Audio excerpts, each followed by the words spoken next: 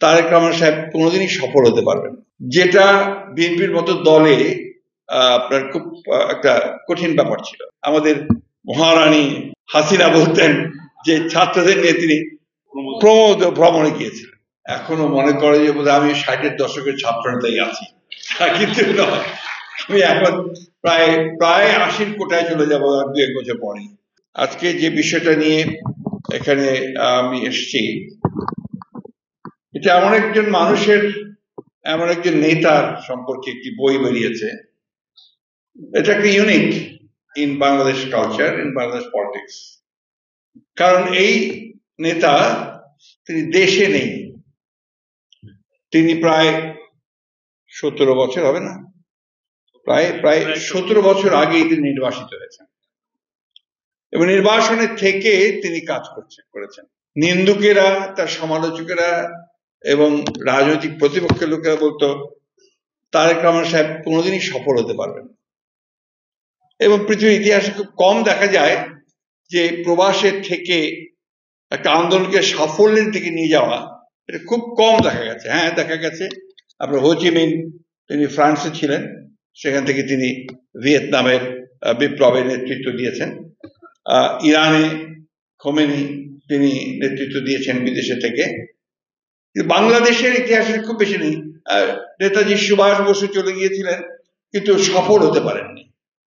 এটা যে কত কঠিন কাজ ছিল যে পুরো একটি দলকে তার মূল নেতার অনুপস্থিতিতে পুরোপুরি ভাবে সংঘবদ্ধ করে ফেলা অল্প সময়ের মধ্যে, সেটা তারেক রহমান সাহেব করতে পেরেছে। আমরা এই গুণটা তার অনেক আগেও দেখেছি, যখন তিনি দেশে ছিলেন এবং আমরা সরকারে ছিলাম, দেশের যখন প্রধানমন্ত্রী, সেই সময় তিনি কতগুলো কাজ শুরু করেছিলেন। একটা কাজ করেছিলেন যেটা রাজনৈতিক দলের একজন সক্রিয় কর্মী হিসেবে আমি লক্ষ্য করলাম, যে তিনি হঠাৎ সিদ্ধান্ত নিলেন যে তিনি প্রতিটি জেলায় ইউনিয়ন প্রতিনিধি সম্মেলন করবেন। আমি ওকে টুকু বলেই রাখি সবসময়, পুরো নামটা বললে খুব আনুষ্ঠানিকতা এসে যায়, সেই জন্য আমার একদম প্রিয় ছোট ভাই হিসাবে তাকে টুকু বলেই রাখি। এই জন্য ধন্যবাদ যে টুকু আমাকে এখনো মনে করে যে বোধহয় আমি 60-এর দশকের ছাত্র নেতাই আছি, কিন্তু নয়, আমি এখন প্রায় 80-র কোটায় চলে যাবো আর 2-1 বছর পরে। সুতরাং একটা পুরনো প্রজন্মের মানুষ, সেই প্রজন্মের মানুষ হয়ে যখন একেবারেই আধুনিক প্রজন্মের মানুষদের সঙ্গে মিলিত হই, তখন আমি একেবারেই বয়স্ক নিয়ে আসে নিজের। আমি যখন ঢাকা কলেজে পড়তাম, তখন শওকত ওসমান সাহেব আমাদের শিক্ষক ছিলেন, তিনি বাংলা পড়াতেন। তিনি মাঝে মাঝে খুব রংচঙের শার্ট পরে আসতেন, কালারফুল শার্ট, ক্লাসের মধ্যে আসতেন। আমরা ক্লাসে একটু মিচকি হাসতাম, জোরে তো হাসা যাবে না।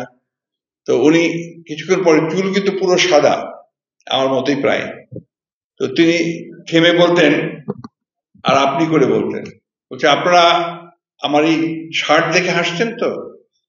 আমরা তো চুপ করেই থাকতাম। তিনি বলতে, আমি এটা ইচ্ছে করেই পড়ি এই জন্যে আমি নিজেকে বৃদ্ধ ভাবতে চাই না, আমি নিজেকে তরুণ ভাবতে চাই, যে কারণে কালারফুল শার্ট। তো আজকে এই সমস্ত ইয়াং পিপুলদের সামনে এসে আমার নিজেকে সেই ইয়াংই মনে হচ্ছে কিছুটা। যাই হোক, আজকে যে বিষয়টা নিয়ে এখানে আমি এসেছি, এটা এমন একজন মানুষের, এমন একজন নেতার সম্পর্কে একটি বই বেরিয়েছে। এটা একটা unique in Bangladesh culture, in Bangladesh politics.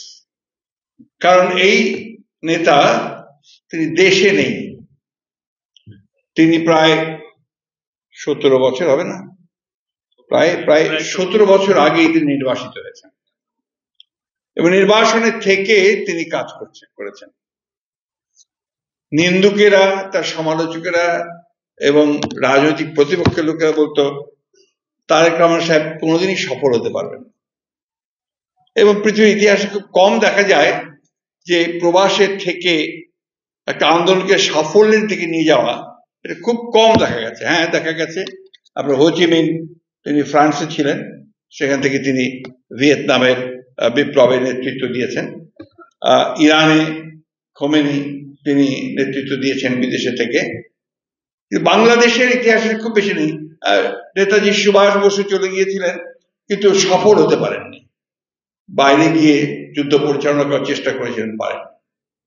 কিন্তু আমাদের এই নেতা জনাব তারেক রহমান, তিনি যুদ্ধ করেছেন, সংগ্রাম করেছেন, লড়াই করেছেন, নেতৃত্ব দিয়েছেন এমন একটি সময় যখন আমাদের নেত্রী, যার উপরে আমরা সবসময় বিশ্বাস করতাম, আস্থা রাখতাম, তিনি নির্বাসিত হয়ে তিনি কারাগারে মিথ্যা মামলায় তাকে সাজা দিয়ে তাকে জেলে পাঠানো হয়েছে। ঠিক সেই সময় তিনি আমাদের সামনে এসেছেন। আমি এই জন্য কথাটা বলছি যে আমি নিজে সবচেয়ে বেশি এটা আপনার সঙ্গে সম্পৃক্ত ছিলাম, কারণ আমি তখন মহাসচিবের দায়িত্ব পালন করছি। এটা যে কত কঠিন কাজ ছিল যে পুরো একটি দলকে তার মূল নেতার অনুপস্থিতিতে পুরোপুরি ভাবে সংঘবদ্ধ করে ফেলা অল্প সময়ের মধ্যে, সেটা তারেক রহমান সাহেব করতে পেরেছে। আমরা এই গুণটা তার অনেক আগেও দেখেছি, যখন তিনি দেশে ছিলেন এবং আমরা সরকারে ছিলাম, দেশের যখন প্রধানমন্ত্রী, সেই সময় তিনি কতগুলো কাজ শুরু করেছিলেন। একটা কাজ করেছিলেন যেটা রাজনৈতিক দলের একজন সক্রিয় কর্মী হিসেবে আমি লক্ষ্য করলাম, যে তিনি হঠাৎ সিদ্ধান্ত নিলেন যে তিনি প্রতিটি জেলায় ইউনিয়ন প্রতিনিধি সম্মেলন করবেন, যেটা বিএনপির মতো দলে আপনার খুব একটা কঠিন ব্যাপার ছিল। অর্থাৎ প্রতি ইউনিয়ন থেকে তিনি 5 জন করে প্রতিনিধি আনবেন এবং সেই জেলায় পুরো একটা আপনার একটা সম্মেলন হবে। সারাদিন তিনি সেখানে থাকবেন, সেখানে থেকে তিনি একদম তৃণমূল পর্যায়ের নেতাদের সঙ্গে কথা বলবেন এবং তাদের মতামত জানবেন, সেই হিসাবে তিনি তার পরবর্তী পদক্ষেপ গ্রহণ করবেন। এবং যে পথটা তিনি অবলম্বন করলেন তা হচ্ছে ঠিক তার পিতার মতো। অর্থাৎ দুপুরে খাবার দেওয়া হবে, লাঞ্চ দেওয়া হবে। সেই লাঞ্চ কি হবে তিনি বলে দিলেন, সেই লাঞ্চটা হবে ভাত, ডাল আর একটা মাছ অথবা আপনার গোস্ত, গরুর মাংস হলে ভালো হয়, এইভাবে।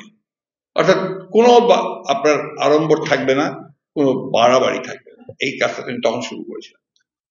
এরপরে আমি তখন কৃষি মন্ত্রণালয়ের দায়িত্বে ছিলাম। আমাকে তিনি একদিন হঠাৎ করে ডাকলেন, ডেকে বললেন যে আমি ফরহাদ মাজারের সঙ্গে একটু কথা বলতে চাই। আমি বললাম কেন?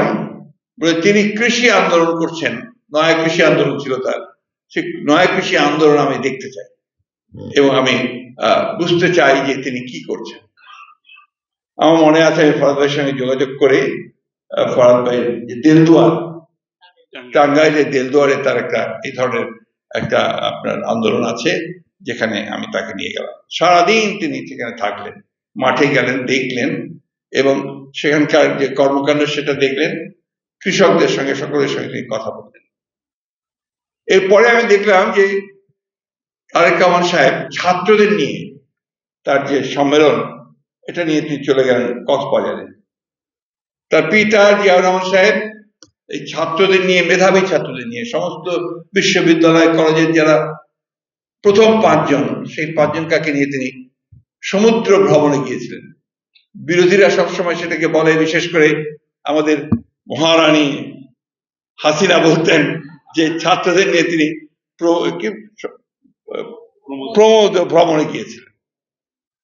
বেসিক্যালি ওটা ছিল তার সুদূর প্রসারী চিন্তা থেকে আসা। তিনি তখনই বুঝেছিলেন যে শুধু দেশের যে সম্পদ আছে সেই সম্পদ দিয়ে দেশকে রক্ষা করা যাবে না, দেশকে এগিয়ে নিয়ে যাওয়া যাবে না। এই জন্য সমুদ্রের সম্পদকে আহরণ করতে হবে। বেসিক্যালি সেখানেই তিনি সমস্ত সমুদ্র বিশেষজ্ঞ, ভূ বিশেষজ্ঞ, তাদেরকে নিয়ে তিনি, মেধাবী ছাত্রদের নিয়ে তিনি সেখানে উঠলেন। আমি জানি না আপনাদেরকে মধ্যে এখানে কেউ আছেন কিনা, এখনো আপনি বাংলাদেশে বহু মেধাবী ছাত্র পাবেন যারা এখন কেউ সেক্রেটারি হয়ে গেছেন, কেউ পিএইচডি করেছেন, কেউ বিশ্ববিদ্যালয়ে আছেন, কেউ বাইরে আছেন। তারা সেই ভ্রমণের